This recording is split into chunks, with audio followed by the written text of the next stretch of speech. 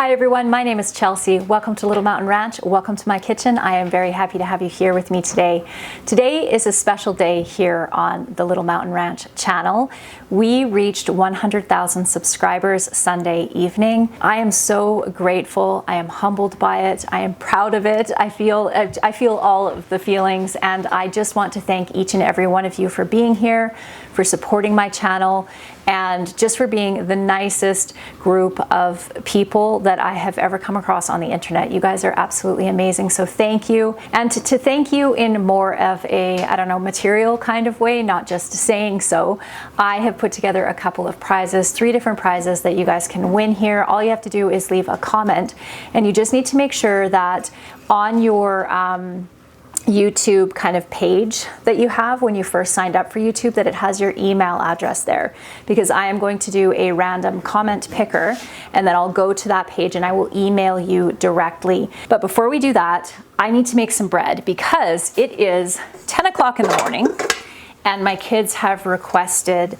veggie sandwiches and I don't have any bread right now. So I am going to make some regular yeast bread. I'm also going to make, or start making anyways, some sourdough bread with this bubbly sourdough starter here. So we are going to start one of those as well, a loaf of sourdough bread. Okay, I just have to run out to the freezer and grab a little bit more yeast. I'll be back in one sec. I buy my yeast in these little 2-pound bags, and they are vacuum sealed, and I just store them in the freezer. It lasts for up to a year in the freezer, I have found in my experience. So I did have a jar that had yeast in it at one point, and it has a nice sealed top on it that I have been keeping in my fridge for the last couple of years, and it has completely vanished. I have no idea where it ended up. So I've been using a Ziploc bag for the last little while. So I just put a couple weeks worth of yeast in this bag, and then this goes back into the freezer again, into a Ziploc bag, so that it stays as fresh as possible.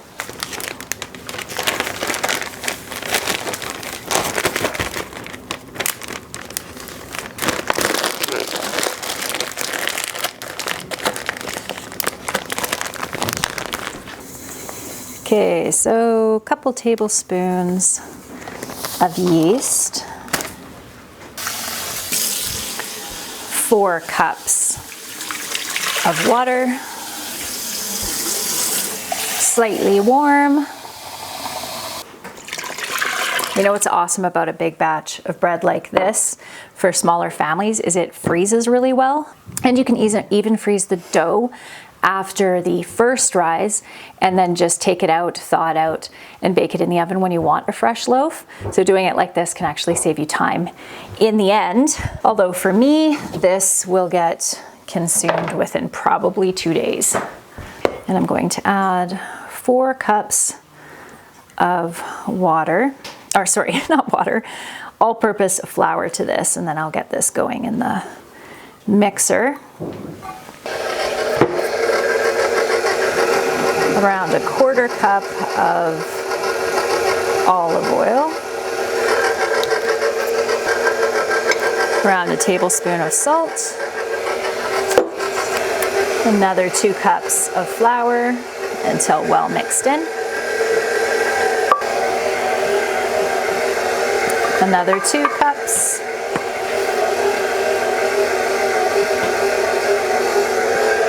most of it getting into the actual mixer. And then at this point, once it gets to this consistency, I add the flour in 1 cup at a time. And I'll let this knead for around 5 minutes or so in a mixer. I always mention this whenever I make bread, is that you don't need to knead it, because this does such a good job of it for the regular 8 minutes that you knead by hand. So oftentimes, depending how on my mixer, it seems to be a little bit moody. If it can do it all the way to the end when I've added all the flour, then I will knead it all the way in here. But oftentimes I end up having to knead the rest by hand. And you know what I completely forgot to do this time was to add some whole wheat flour. So for my last couple of cups of flour, I'm going to add some stone ground flour.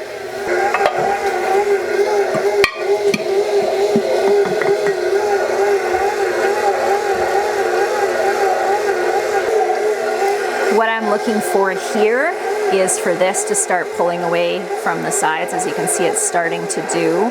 Still have a little bit of flour down in the bottom that needs to be mixed in, but once everything's well incorporated and it starts pulling away from the sides, I will get it into my big bowl over here and let it rise for an hour. I am going to add just a little bit more flour to this. This is a little bit stickier than I want it to be. I try not to be too liberal when I put olive oil in my bowl, because I find if I do, then it's harder to form my loaves later on, just because the dough doesn't want to stick together. So just a little smear, just enough so that it won't stick to the bowl. I am going to give this a little knead because some of the flour in the bottom didn't get completely incorporated.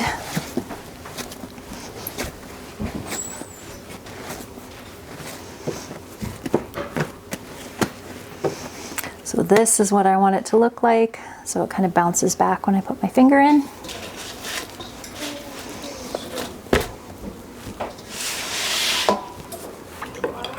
I am so excited because I have a cow that is hopefully going to be calving this month, which means that we get to have our own milk again. And I am so excited. This is the first time in, I think we figured it was around 7 years that we have had to buy milk from the grocery store.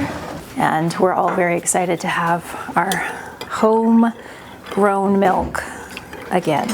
One of the things that I just realized that I needed to do is I'm going to be smoking some hams, and I have my wood chips here soaking in some water. I'm going to soak those for 30 minutes and then drain them out, and then I mix them with some of the dry wood chips. I find that they burn up way too fast if I use them when they're dry.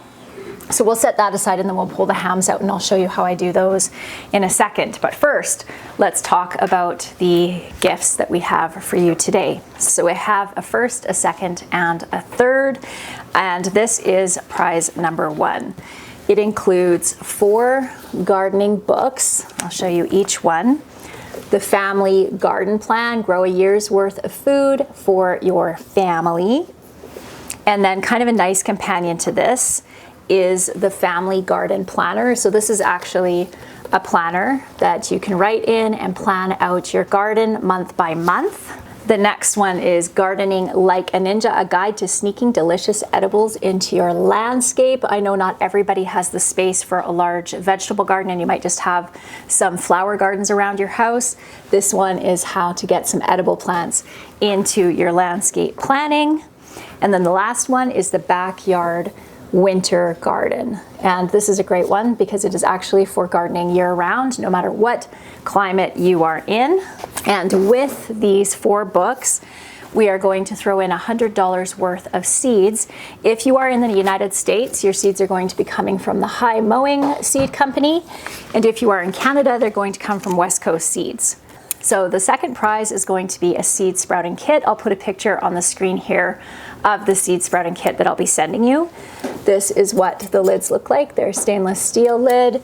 I'll also be sending you 5 packages of sprouting seeds to go with your kit. And the final prize is $100 worth of merch from our merch shop, and we have all kinds of stuff in our shop now. So when we connect, I will send you a link, and then you can just pick out what you would like, and I will get that sent to you.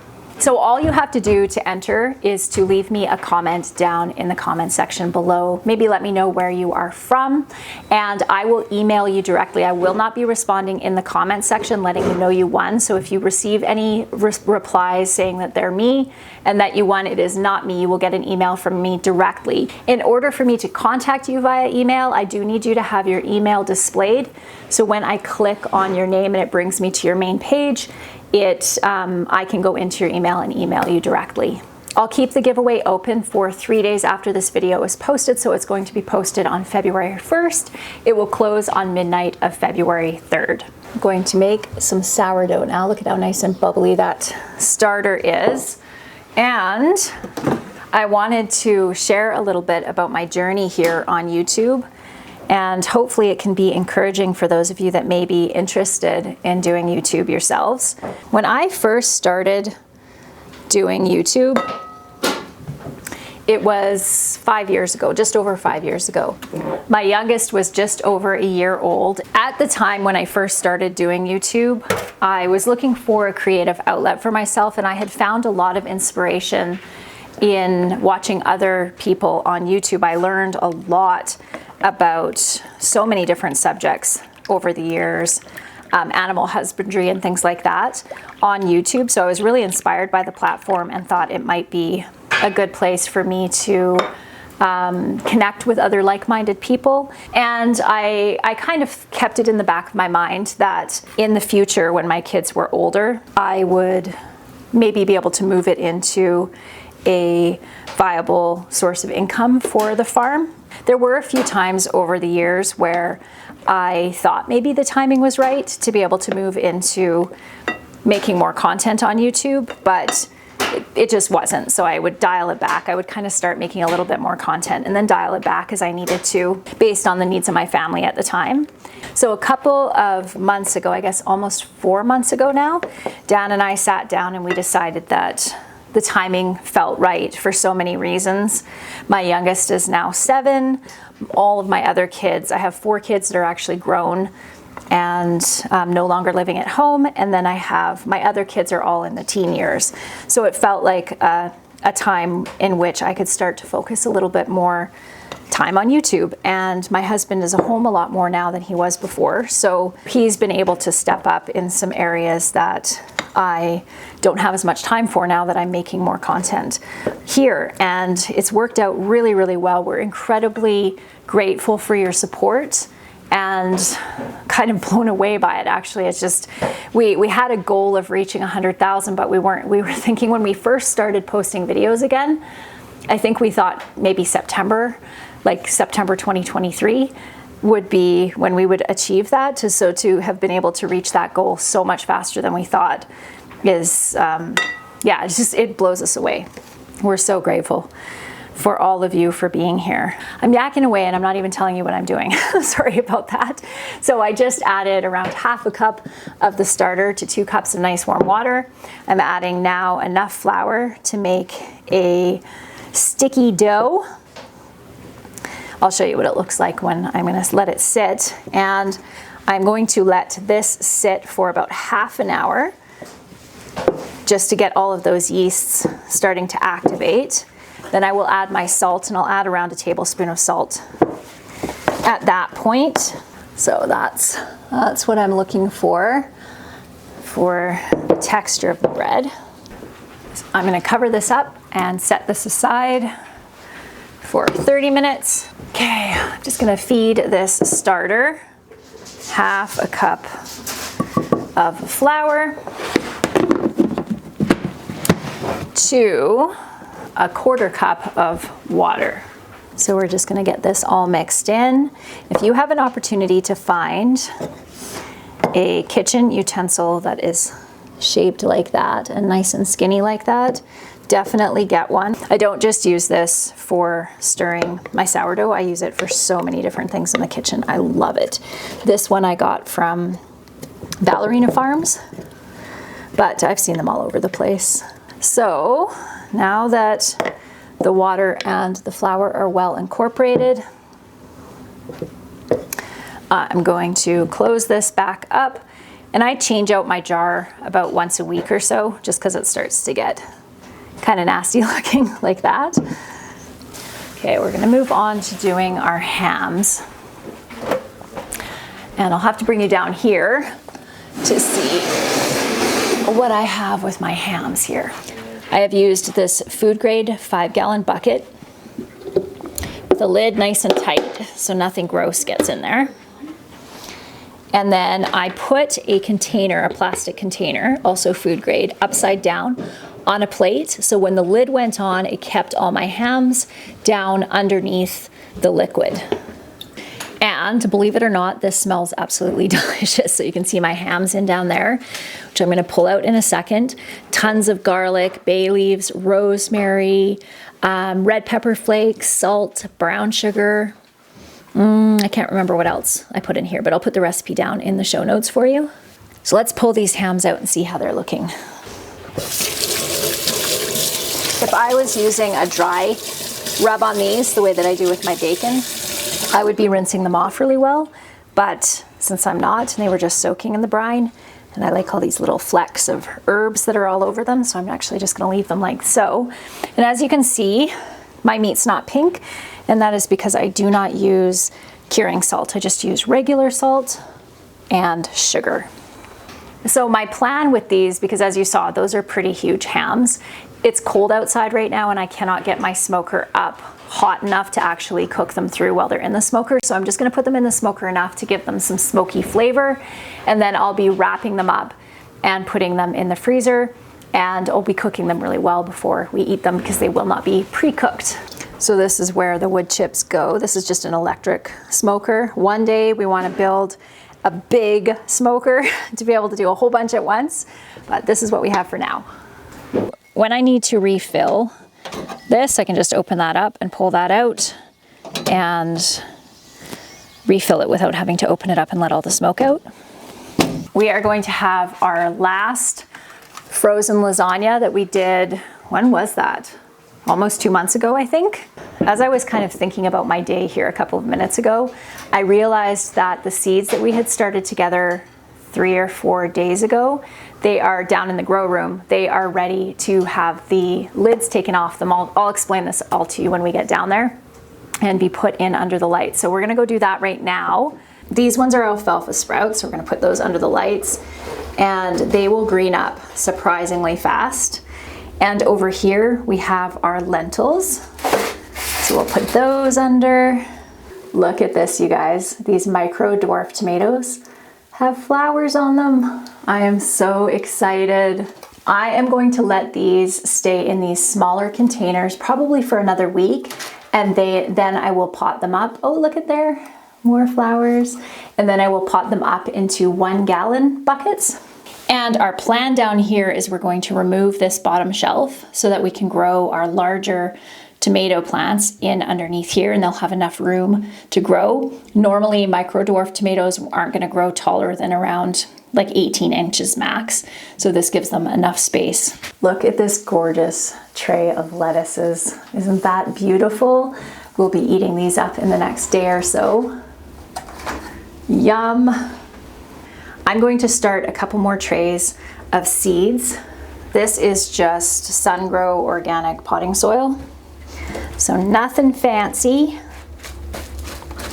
And I'm just putting less than 1 inch worth of soil in here. Don't find that I need much more than that. For the lettuces, because the lettuces do take a little bit longer than say the alfalfa sprouts or the pea shoots, I do put a little bit more soil in for those ones. So I think in this one, we're gonna do this spicy lentil crunch mix. These seeds are from a place in Canada called Mum's Organic Sprouting Seeds, and the quality is fantastic. You can also get sprouting seeds in Canada from West Coast Seeds. Those were the pea shoots that we did earlier. Really good germination rates on those. Just gonna use the fine mist sprayer on these little seeds so I don't dislodge them. And as you can see, for those that are new here, I am not covering these with soil. I am just gonna be putting a tray on top of them for 3 days until they start to germinate. And then I'll take it off like I just showed you I did with those other ones. Those ones were more like, I think probably 5 days. So I left them for too long, but I need to set a timer on my phone or something so I remember to do this. I haven't quite got into the rhythm of the microgreens yet. So I think we'll do red clover in this one. And I have found that for microgreens, I actually prefer not to do the lettuces. So the lettuces are great, but lettuce seeds are a little bit expensive and you have to use quite a few of them. Whereas for something like red clover or alfalfa or lentils, they are much less expensive and you actually get a really good amount of greens with them, and they don't take as long as the lettuce either. So I don't think I'll be doing much in the way of lettuce. And if I do, I think I'll move to growing them into just full-size lettuces rather than doing them as microgreens. Now I'll just put these in under. I am going to take one of my little tags here, and I am going to write today's date. It is the 31st on here, and I'm going to stick it into the side of these sprouts so that I know what day I actually seeded them. This is exciting. We're starting to fill things up a little bit in here. Do you know what is odd about this room is that with all of these lights, I mean, given I only have a couple of them on right now, and the light on the ceiling, it still looks really dark in here. I'm gonna have to get some other kind of light so that you guys can see better when we're in here. Okay, our bread is definitely ready. When you use the bread proof option in the oven, I do find that the bread rises twice as fast, and I didn't take that into consideration. So it's a little overproofed.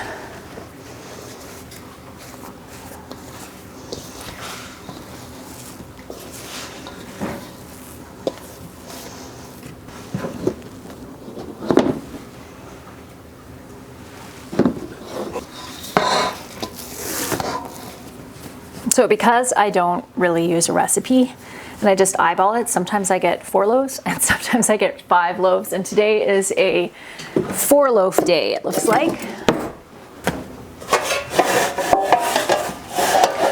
Wanted to give you an update on this avocado spray that I got from Costco the other day. I don't actually find that it is more convenient than just taking olive oil out of a bottle, because I don't know if you can see this, when it sprays out, it kind of just sprays out in a long streak, so you still have to go in and smear it around with your hands anyway. So I don't really think, at least for me anyway, that it is worth the extra expense. I'd rather just use olive oil. The one nice thing about it though is avocado oil doesn't have a really strong flavor on its own, unlike olive oil, but I've been using olive oil forever, so we don't really notice the flavor much at all.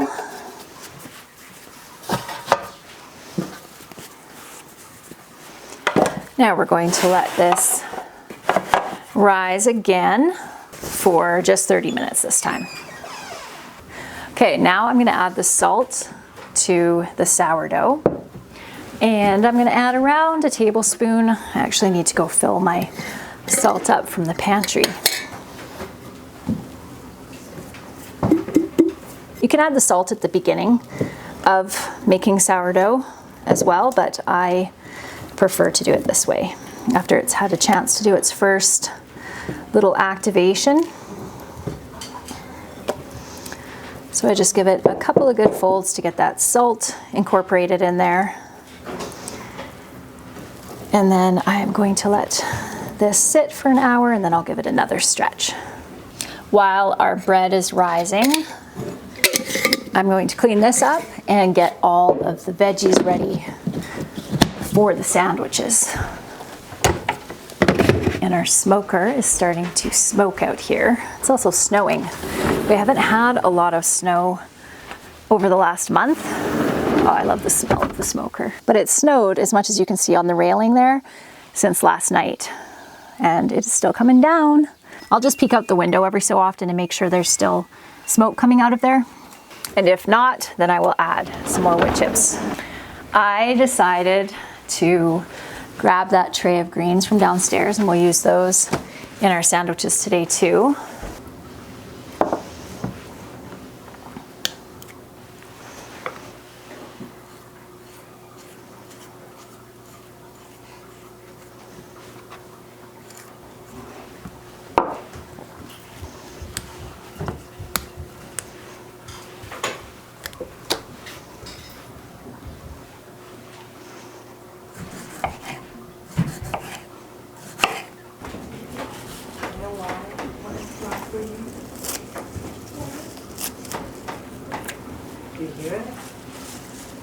Okay, I am going to bring all these veggies over to the table. And we used around half, although I suspect we're going to need a little bit more, of this tray of greens.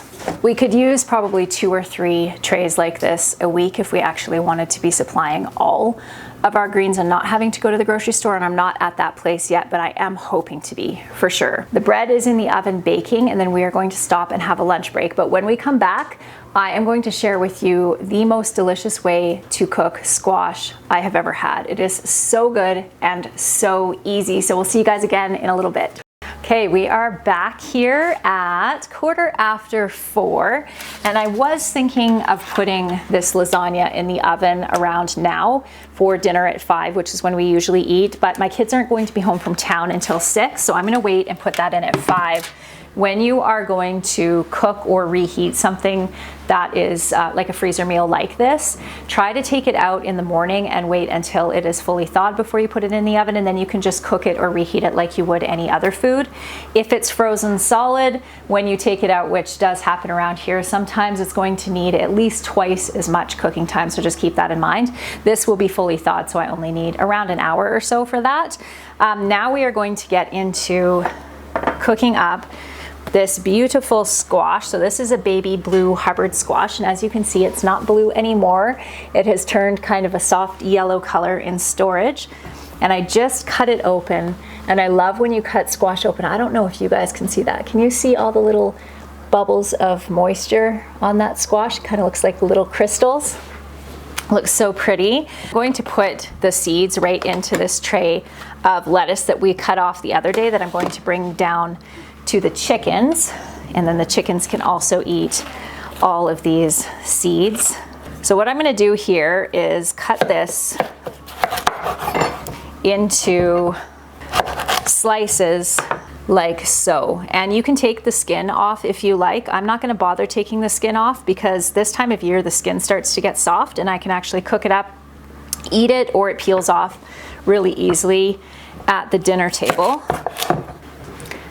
Put a little bit of butter on there.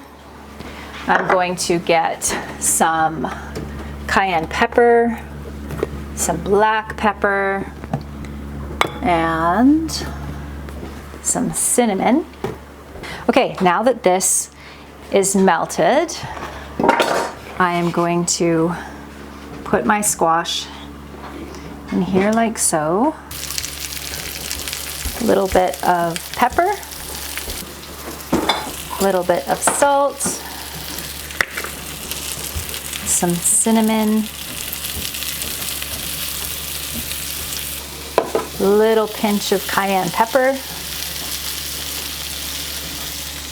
I'll be grabbing the hams out of the smoker as soon as it stops smoking this time. I have filled up the little tray twice with wood chips, so I just thought I'd let it run all the way until they'd all burnt up. So I'm just going to keep this covered over here, this squash, just until the squash starts to soften, but doesn't get too soft because I want to fry it on the other side as well. This is actually a much faster way to cook squash than roasting it in the oven. I find it takes half as long, maybe even less time than that. While that is frying up, I'm going to give, whoops, my sourdough its final stretch before I put it in the fridge to ferment overnight. Look at how bubbly and active that looks, and it smells so good. So when I am stretching my dough, I don't know if I showed you this earlier, but I just keep a cup of cold water right beside the bowl, and then I dip my fingers into it, and it just helps it not stick so much. So what I'm doing here is I'm just reaching in, grabbing it and pulling it and folding it over on itself. And I usually do this every half an hour for around 3 hours or so. And this just helps to get all that gluten activated. Okay, I am going to cover this up with one of my wax wraps. And then this will go into the fridge overnight. And with these wax wraps, I don't know if you can see, you kind of have to fold them over so they stick on themselves. We have some double chocolate chip. Are they chocolate mint?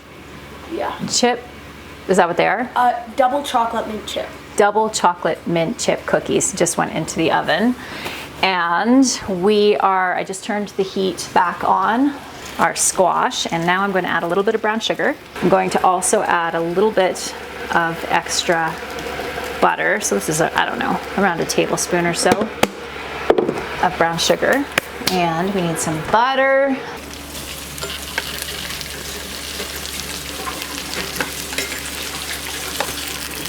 Cooking grease. You shut the timer off. Oh, I did. I didn't touch the timer. Oh, maybe I did when I was cleaning it. Yeah. I am sorry. That's fantastic. I love when you shovel to the root cellar. It makes me so happy because then I can actually get down there. Thank you for doing that. That's awesome. Okay, let me show you this squash. It is so scrumptious. Okay, that is what it looks like. It definitely does not look as good on camera as it does in person.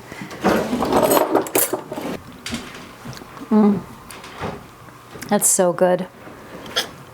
And with a little bit of cayenne pepper, it just gives it a tiny little bit of a kick.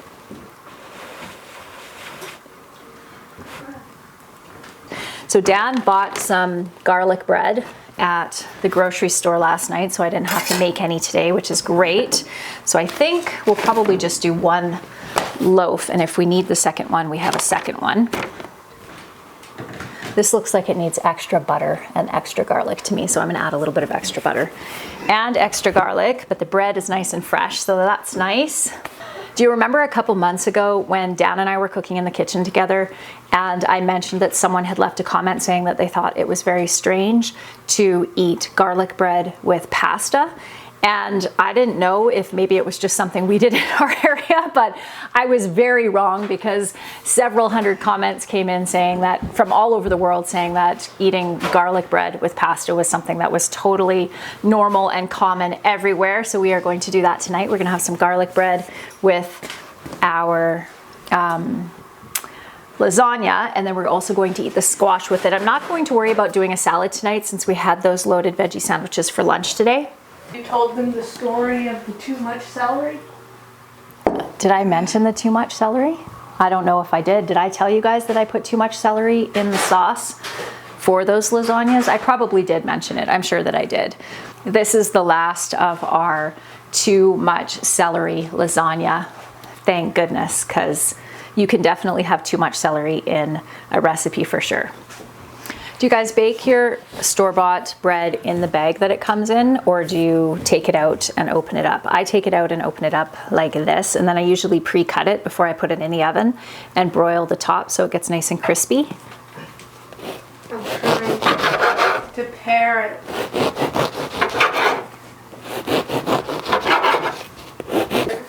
Through the window.